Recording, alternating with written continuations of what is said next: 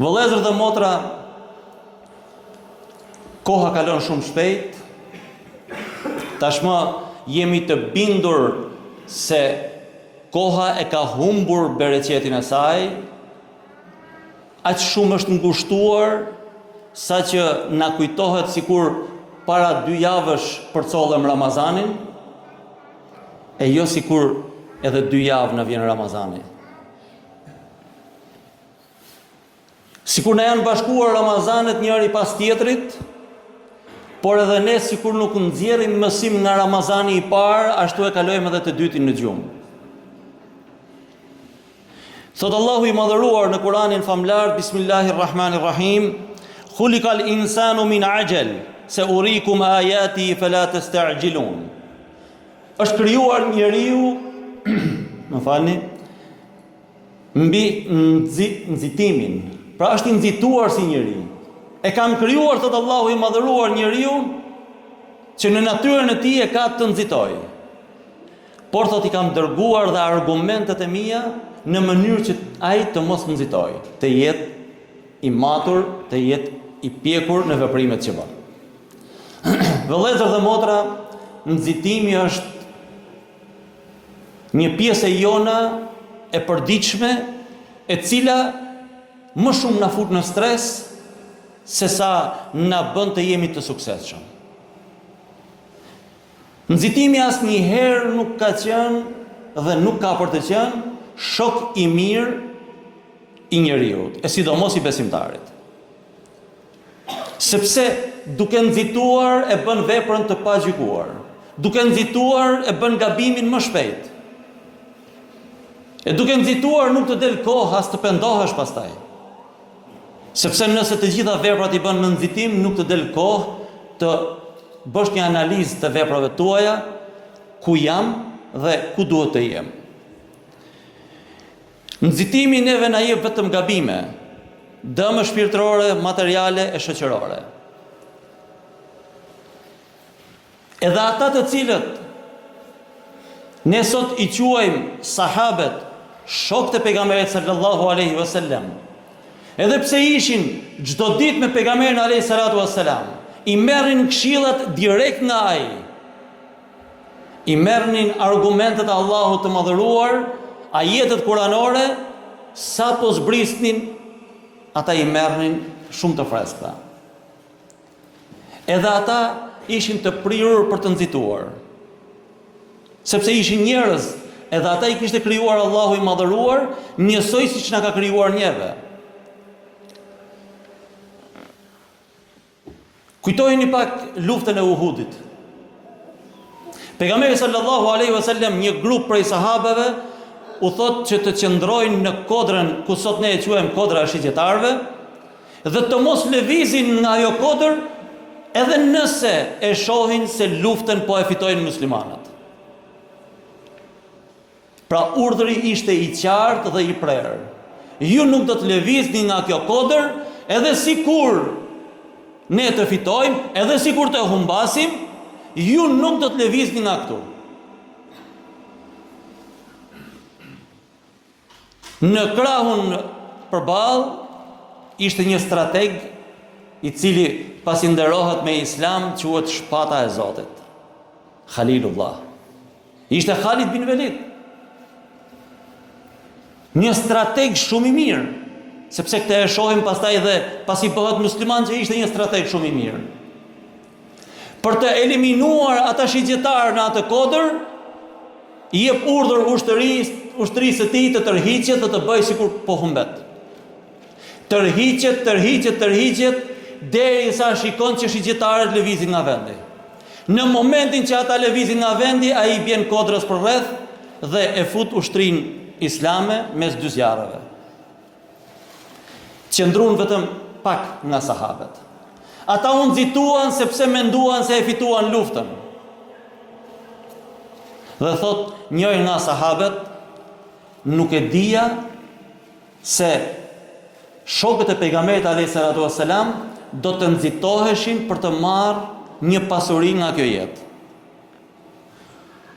Sepse nxitimi i tyre ishte mbaroi lufta, e fituam luftën, tani plaçka e luftës është ajo që mund të jetë e jona. Ose ndoshta edhe për të marrë pjesë në atë gëzimin se fituam luftën. Jo të gjithë kishin të materialja. Nga dashamirësia ishte. Por çfarë ndodhi? Në momentin që të gjithë thanë e fituam luftën, aty dolen me humbje.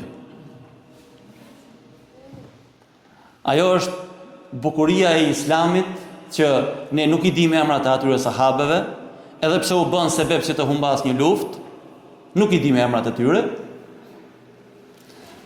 por ata u nxituan. Ashtu siç nxitohemi edhe ne për shumë punë tonat, qoftë punë të kësaj dynja, qoftë edhe punë të ahiretit. Kërkojmë që të marrim rezultatin me një herë. Ose kur japim një mendim apo paragjykojmë për diken, ajo që ne shohim është çfarë ka të keqe filani. Dhe shpeshherë më kujton atë provën që ju bën, detyrën që ju bën mësuesi nxënësve, ku i jep një letër të bardhë dhe në mes të letrës kishte vënë një pikë të zezë. Dhe ju thot nxënësve, të gjithë do të shkruani në provim çfarë shikoni në këtë letër. 99 prej nxënësve kishin përshkruar pikën e zezë në mes të një faqe të bardhë. Ashtu siç bëjmë edhe ne me njëri tjetrin. Unë me juve, ju me mu, njëri tjetrin, brenda familjes, jashtë familjes, me shokët, me ortakët e punës, me punëtorin, me pronarin e me radhë. Çfarë bëjmë? Nuk shohim të mirat që ka, nuk shohim bukurinë që ka, që i ka dhënë Allahu i madhëruar, vën ballin në sejdë. Bjen në shahadet, deklaron se nuk ka zot tjetër përveç Allahut të madhëruar. I pranon të gjithë pejgamberët dhe thot Muhamedi alayhi salatu wasalam është zvula e pejgamberisë. Mundohet të praktikoj obligimet fetare me aq sa mundet, ose me aq sa ja lejon atij neglizhenca apo edhe për kushtimi që ka ai në këtë botë, e mendon se nuk i del kohë për botën tjetër. Çfarë bëjmë? Kërkojmë atë pikën e zezë në mes të asaj faqes të madhe të bardhë. Pejgamberi sallallahu alaihi wasallam shikonte faqen e bardhë, atë fletën e madhe dhe atë pikën e mbulonte me gisht për mos e parë. Sepse kështu e bën muslimani. Kështu e ka urdhëruar Allahu i madhëruar. Po ja afrohemi Ramazanit dhe Ramazani është momenti më i bukur që ne të reflektojmë, të edukojmë veten tonë. Tek vetja jonë duhet të shohim atë pikën e zezë mes faqes së bardhë. Tek të tjerët duhet të shohim faqen e bardhë dhe pikën e zezë ta mbulojmë. Ta mbulojmë tek të tjerët, por tek Allahu i madhëruar ti lutemi Allahut të madhëruar që atij vllait ton, asaj motrës ton, familjarit ton apo kushdo qoftë ai, Allahu t'ia mundsoj që edhe atë pikë të zezë ta kthej në të bardhë. Ky është obligimi joni, ky është qëndrimi që duhet të ketë muslimani për veten e tij kritikues, por për të tjerët mbulues në mënyrë që ai të ndihet më komod, por edhe ta këshillojmë sepse e kemi obligim. E këshillat e jetë në mënyrën më të bukur, në mënyrën më të butë, siç thot Ebu Mahdhura, një person i cili kohët e fundit kam filluar ta lexoj pak më tepër këtë njerëj, sepse është shumë interesante. Nga një tallës me Islamin në Mekë, banori i Mekës, tallës me ezanin, pejgamberi alayhi salatu wassalam i thot sa zot të bukur paske, sikur ta knoje ezanin të gjithin, e knon ezanin të gjithin, ja mëson ezanin përmendsh. Ajo urrente. Dhe thot, pasi bëhet musliman, nuk kishte njeri më të urryer në faqen e dheut më tepër se Muhamedi për mua. Mënyra se si u solla ai me mua, mënyra se si folja ai me mua pasi unë pranova Islamin, nuk ka njeri më të dashur tek unë se Muhamedi alayhi salatu wassalam. Vallë, neve sa jemi në këshillat tona me njëri tjetrin, në mënyrën se si diskutojmë gjërat me njëri tjetrin, apo edhe me të tjerët. Sa ja reflektojmë ne bukuritë e Islamit të tjerëve, Kur ja themi një fjalë për Islamin, kur ja themi një fjalë të bukur,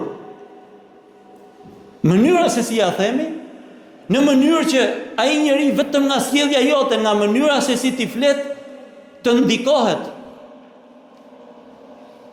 Apo vallë jemi në të kundërtën e kësaj. Fillojmë me ofendime, fillojmë Zoti të udhëzoft, edhe atë fjalën Zoti të udhëzoft ne ja themi sikur Zoti të mallkoft. Në atë mënyrë e themi, aq ashpër e themi këtë fjalë, po nuk të duket si lutje, të duket si mallkim. Ti thua tjetrit selam aleikum, si je vllai i mirë, Allahu të udhëzoft. Po merre selamin një herë pastaj të flasim. Pse duhet kjo urrëtie të jetë? Pejgamberi alayhis salatu wasalam nuk ka urryer ata të cilët e luftuan. Ata të cilët u tallen me fenë e tij, ata të cilët i thanë ti je magjistar, ata të cilët e gjuajtën në gur, ata të cilët luftuan me të. Nuk i ka urryer. Por është sjellur but me ta në mënyrën që nëse ata një ditë do pranojnë Islamin, mos t'ju vi turp t'i dalin pejgamberit alayhis salam para. Ose ati mos t'i vinë turp t'ju dal para sepse është sjell keq me ta. Thot Allahu i madhëruar në një ajet tjetër kuranor, Bismillahirrahmanirrahim, Kalla bel tuhibbuna al-ajila wa tadharuna al-akhirah. Thot, jo thot, por ju e doni të shpejtën, ju doni që të nxitoni, të përfitoni çdo gjë, të jetë e kësaj jetë çdo gjë, ta kem çdo gjë në këtë jetë. Ne nga një herë vëllezër dhe motra, kur i lutemi Allahut të madhëruar, ngrem duar dhe i kërkojmë diçka, nuk kemi durim, as na jap përgjigje Allahu i madhëruar. Ne në një farë mënyrë duam të imponojmë edhe Zotit se kur t'na jap përgjigjen dhe si t'na jap përgjigjen. O Allah, dua këtë gjë, ndoshta edhe diçka për këtë jetë. O Allah, dua këtë gjë, shiko kur t'ma japësh, do t'ma japësh atje, mos ma bënë shumë. Pse? Po mu sot më duhet. A e di ti apo e di Zoti? Ndoshta ty të duket sikur të duhet sot ajo gjë. Po pas 2-3 ditësh thua, shiqyr që nuk realizua sepse unë do kisha humbur. Sa herë në jetën tonë kemi thënë, elhamdulillah nuk realizu, po t'ishte realizu do kisha pas probleme. Mdeshti Zoti, mrujti Zoti. Pa i Zoti që të rujti ty në atë moment, ka rujt Zoti gjithmonë. Prandaj, thot Allahu i madhëruar, ju e doni të shpejten, ju e doni atë, pra që të jetë urgjent, e dua tani në këtë moment. Dhe e harroni ahiretin, thot. Sa dua të besimtarve i lë Allahu i madhëruar për ditën e gjykimit. Dhe besimtari në ditën e gjykimit do të thot, o Allah, edhe ato pak dua që me ke pranuar në dynja, pse nuk mi le për ahiret? Sepse aty do të ketë nevojë më shumë se në këtë dynja.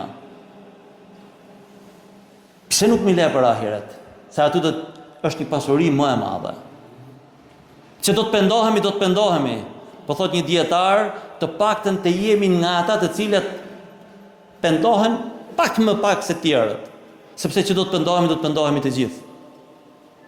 Përderisa pejgamberi sallallahu alaihi wasallam i ka kërkuar falja Allahut të madhëruar për ditë 100 apo më shumë herë se 100, atëherë i bie që ne mos të marrim frymë ose çdo frymë që ta marrim duke thënë astaghfirullah, o Zot na fal. Thot Allahu i madhëruar në një ajet tjetër kuranor, Bismillahirrahmanirrahim, wa nafsi wa ma sawaha fa alhamaha fujuraha wa taqwaha. Betohem në nefsin dhe atë që e përsosi atë, duke ja bërë të njohur prishjen dhe devotshmërinë. Allahu i madhëruar na tregon se kur na ka krijuar neve si njerëz, na ka treguar kush është e mira dhe kush është e keqja, dhe me atë mendin që na ka dhuruar neve, me atë logjikën që na ka dhuruar neve, na ka treguar rrugën se kë duhet të zgjedhim. Në mënyrë që në ditën e gjykimit, kur ta kërkojnë llogari Allahu i madhëruar, të na thotë që rrugën e mirë ju a kam treguar, rrugën e gabuar ju a kam treguar, ju kam dhënë atë mendjen që ta veni në punë, në mënyrë që të gjeni rrugën e duhur. Ashtu siç e gjeti Ibrahimi alayhis salam. Allahu i madhëruar për çdo gjë na ka dhënë shembull. Dhe në një ajet tjetër kuranor thot Bismillahirrahmanirrahim, Inna an-nafsa la'ammaratun bis-su' illa ma rahima rabbi. Nefsi, egoja jon, epshi jon, tahmaja jon është e atill që neve na urdhëron vetëm për të keqen. Në momentin që ne nuk ndalojmë, nuk mendojmë, por hidhemi në veprim me një herë, aty është çdo gjë në dorën e nefsit, e epshit, dhe gabimi është i pashmangshëm. Pra thot Allahu i madhëruar, thot, ky nefs të urdhëron vetëm për të keqen. Illa ma rahima rabbi, përveç atyre të cilët Allahu i ka mëshiruar. E kur themi elhamdulillah që Allahu na ka vënë emrin në listën e atyre që shkojnë me ballë në sejdë, do të thotë që Allahu i madhëruar na ka vënë emrin në listën e atyre që ai i mëshiron. E ku ka gjë më të bukur se të kesh emrin në listën e atyre që të ka mëshiruar Allahu i madhëruar, por ti me kokforcin tënde ngul këmbë që të dalësh nga ajo listë dhe të futesh tek lista që nefsi jot, epshi jot të jep urdhra vetëm për të keqen. Vëllezër dhe motra, ne nuk mund të krahasohemi me ata të cilët nuk e besojnë Zotin. Ne nuk mund të krahasohemi me ata të cilët vetëm emrin kanë musliman. Sepse gabimet tona janë ndryshe me gabimet e atyre. Ne shpresojmë të jemi prej atyre të cilët largohen prej gabimeve të vogla, prej atyre gabimet të cilat nuk janë të dëmshme për njerëzit, por janë të dëmshme vetëm për veten tonë. Dhe nuk mund të mashtrohemi asnjëherë duke thënë se e bëri filani, pse mos ta bëj edhe unë. Nuk duhet ta bësh ti, po t'i japësh shembull edhe filanit që mos ta bëj. Të jesh ti ai që merr shembull tjetri, jo ti nga tjetri. Sepse ai më të vërtet kërkon një shembull të mirë, ndërsa ti e ke shembullin e mirë. Ke pejgamberin alayhis salatu wassalam, ke sahabët, ke Kur'anin famlar që ta tërheq vëmendjen për ditë. Ti ke ku të marrësh shembull, ai nuk ka. Ai të ka ty. Në lagje, në shtëpi, në fis, në familje, ai të ka ty si shembull. Nëse nuk arrin ti të bëhesh shembull për të mirë tek ai, do të thotë që ti Kur'anin që lexon, namazin që fal, agjërimin që mban, nuk arrin ta reflektosh tek njerëzit. E nëse nuk arrin ta reflektosh, do të thotë se deri tek ti ka ardhur, por pastaj nuk ka arrit me kalu. Atëherë ti çfarë je pengesë. Duhet ta edukosh nefsin tënd në atë mënyrë që të mos jetë pengesë, por të jetë një reflektim i pastër i fjalës së Allahut, i jetës së pejgamberit alayhis salatu wassalam, pra i një muslimani të mirë. Dhe në një ajet tjetër kuranor thot Allahu i madhëruar, "Wala uqsimu bin nafsil lawamah", dhe betohem në nefsin qortues, një shkallë tjetër pak më lart. Nefsi i parë ishte ai grindaveci, ai që të kërkon vetëm të bësh keq, tani tu ke arrit ta edukosh pak dhe ky të qorton. Thotë shikoj, e bëre gabimin, po pendohet tek Allahu i madhëruar. Sepse ky është gabim. Nuk të parandalon. Por gjithmonë të qorton pas asaj që ti e ke vepruar. Po qëllimi i besimtarit ku është? Jo të qortohet pasi e ka bërë atë, por ta parandaloj atë. Pra, të mos e bëj gabimin, jo të pendohet për gabimin që ka bërë. Dhe për të kaluar tek ajo thot Allahu i madhëruar, Bismillahirrahmanirrahim, "Wa tubu ila Allahi jami'an ayyuhal mu'minun la'allakum tuflihun", dhe pendohuni tek Allahu të gjithë ju në mënyrë që të shpresoni të jeni të shpëtuar tek Allahu i madhëruar dhe arritja pastaj në atë që dëshira e jonë është për ta arritur, dhe lutim Allahun e madhëruar që t'ja arrijm asaj grad kush është një ndër thirrjet më madhështore të Allahut të madhëruar në Kur'anin famlar. Bismillahirrahmanirrahim, "Ya ayyatuhan nafsul mutma'inna", o ti që tashmë e ke edukuar nefsin tënd dhe nefsi jot ngopet vetëm se me të mirat që i ka dhënë Allahu i madhëruar.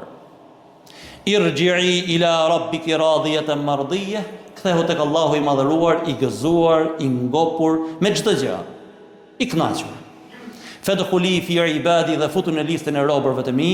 Ibn Kathiri thot në listën e robërve të mi do të thot në listën bashkë me pejgamberët, bashkë me dëshmorët, bashkë me besnikët, bashkë me të mirët. E ku ka gjë më të mirë se ne të mbytur në gjunahe? Të na mëshiroj Allahu i madhëruar dhe të na vëj emrin në listë bashkë me ata? Besoj se gjë më të madhe se kjo në ditën e gjykimit nuk do ketë. Prandaj lutim Allahun e madhëruar na bëjnë prej atyre të cilët me mëshirën e tij ju avën emrin në atë listë. Dhe në fund thot wadkhuli jannati, dhe pastaj hyni në xhenetin tim. Që do thot Allahu i madhëruar thot pa edukuar nefsin tuaj ju, pa e quar nefsin në atë grad, pra egon tuaj, epshin tuaj, jetën tuaj, pa e quar në atë grad që kënaqet vetëm me të mirat që i ka dhënë Allahu i madhëruar, kënaqet vetëm me përmendjen e Allahut të madhëruar, ai do të jetë në listën e robërve të mi, ai do të jetë në xhenetin tim. Prandaj kemi muajin e Ramazanit përpara. Agjerimi është armiku kryesor i nefsit. Kur jemi të agjerueshëm, jemi të dobët fizikisht, por shpirti mbushet me mirësi, shpirti forcohet. Ta shfrytëzojmë këtë Ramazan me ata njerëz të cilët e kanë bërë zakon të agjerojnë, ndoshta disa ditë brenda Ramazanit, apo edhe prej atyre të cilët e agjerojnë gjithë Ramazanin, por nuk kanë shkelur ndonjëherë në xhami, sepse ne në popullin shqiptar kemi prej atyre njerëzve të cilët nuk e ka prishur në jetën e tij asnjëherë Ramazanin, por që nuk është drejtuar drejt xhamis. Atëherë ne, që na ka bërë Zoti risk të drejtohemi drejt xhamis, të vëmë ballin në sejdë, të shfrytëzojmë muajin e Ramazanit një radhë parë për veten tonë, pastaj edhe për ata njerëz të cilët agjerojnë, e kanë trupin e dobët fizikisht, por shpirtin e kanë shumë të fortë, ti flasin me fjalë të bukura, me fjalë të buta, për t'i treguar bukuritë e Islamit, në mënyrë që edhe ata jo vetëm në Ramazani, por të marrin pjesë edhe tek namazi, edhe tek zeqati, edhe tek çdo gjë tjetër që Allahu i madhëruar na ka dhuruar neve. Sepse vëllezër dhe motra, kafsha kur është e uritur është e frikshme, të shqyen, po u ngop nuk ka problem për saj, njeriu kur është i ngopur të shqyen, sepse atëherë i duket vetë i fortë. Në muajin e Ramazanit jemi gjithë të dobët sepse jemi agjerueshëm, kështu që fjala besoj se do kaloj më lehtë tek njëri tjetri. Na boft Allahu të dobishëm për veten tonë, për njëri tjetrin, për familjet tona, për mbar njerëzit që na rrethojnë, e na boft për atyre të cilët reflektojnë sadopak Islamin në jetën e tyre tek njerëzit që na rrethojnë. Inshallah Allahu i madhëruar na boft për atyre të cilët agjerojnë muajin e Ramazanit, e shijojnë atë dhe dalin prej tij me gjunahet e falura dhe vetëm të shpërblyer prej tij me xhenetin e tij.